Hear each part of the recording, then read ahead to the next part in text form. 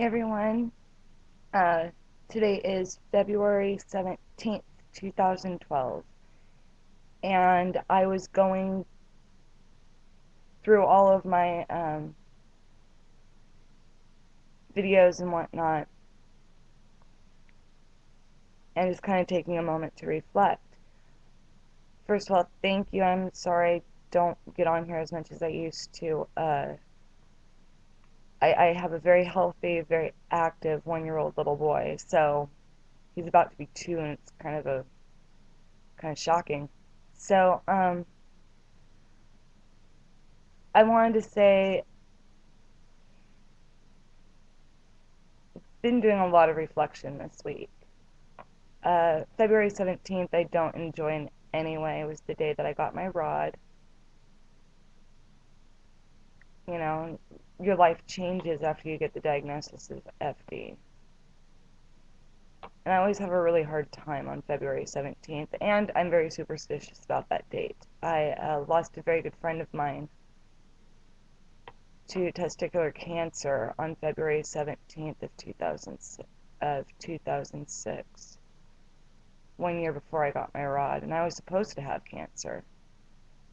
So it always makes me a little bit sad. I remember him, and I remember wondering how I got so lucky. So it's always I don't mean to be like, well, I, for whatever reason, this year has really just kind of hit me hard. I think it's because Coleman is now running around like a little maniac. It is very hard to keep up with. It makes me laugh. But at the same time, he wonders why mommy can't run with him. He likes to have races and be chased and everything. And he's, it just kind of, I don't know.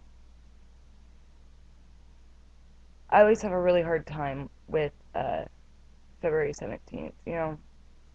I actually have a superstition that begins February 9th all the way through about February 23rd. For whatever reason, I've lost a lot of friends during February. A good friend of mine right now is going through cancer.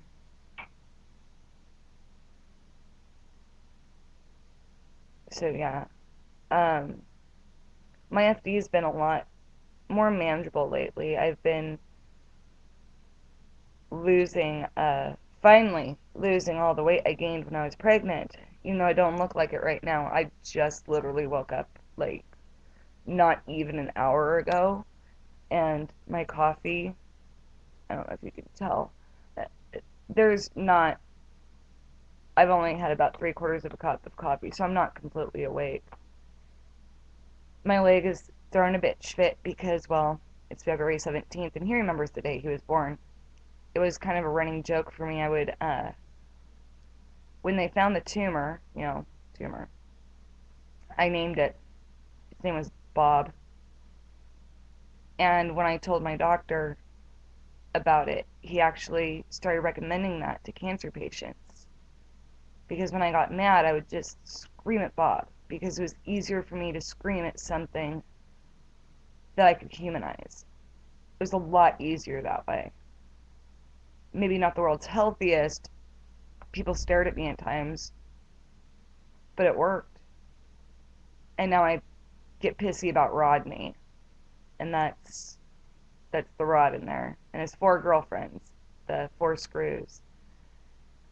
Thanks to that surgery, I now have um, pretty bogus knees.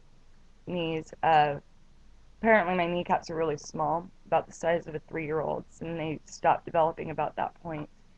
And they had to remove my kneecap in order to put the rod in, even though they thought originally they could go under it. Well, that didn't work out, and they had to remove it. And so because of that, and I didn't even scar that bad on the outside. I mean, didn't even scar that bad. On the inside, however, I've got massive amounts of scar tissue. So I only have about 60 to 70% use of my knee. Uh, I've got pretty gnarly osteoarthritis, and I'm not even 30 yet. And I get mad. I don't mean me getting emotional. I feel kind of dumb doing it, but it changes your life. I mean, at some points, you think, I'll get over it. It's not that easy. You're reminded, once you have FD, you're reminded every single day you have it. There are things that you do that you have to wonder afterward, well, was that the world's brightest thing? I try to walk anywhere from two. I'm working back up because, with the holidays and everything, I kind of fell back. And I only had 10 more pounds to go because I'm telling you right now, if you've got it in your legs, it really does help to watch your weight. Okay, that's just me. If you can't do it, you can't do it. I mean, that's just kind of the end of the story. Your health needs to come first. Um, but for me, losing okay, my son had me gain 100 pounds. Now, don't do that. Eating for two is not the way to handle pregnancy. Trust me. Ho-hos are not your friend, okay? Or at least your waistline's friend. But becoming more active has definitely helped with pain and all that. And then I take ibuprofen and lots of Benadryl to go to sleep, which is part of the reason I'm like this right away in the morning.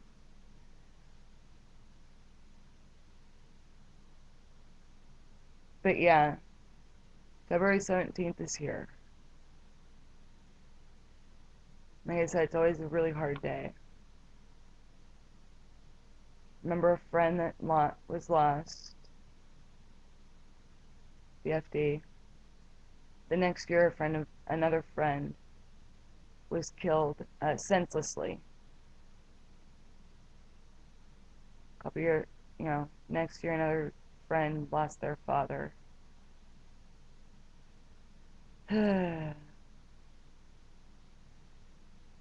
Anyway, uh, sorry for getting a little emotional today.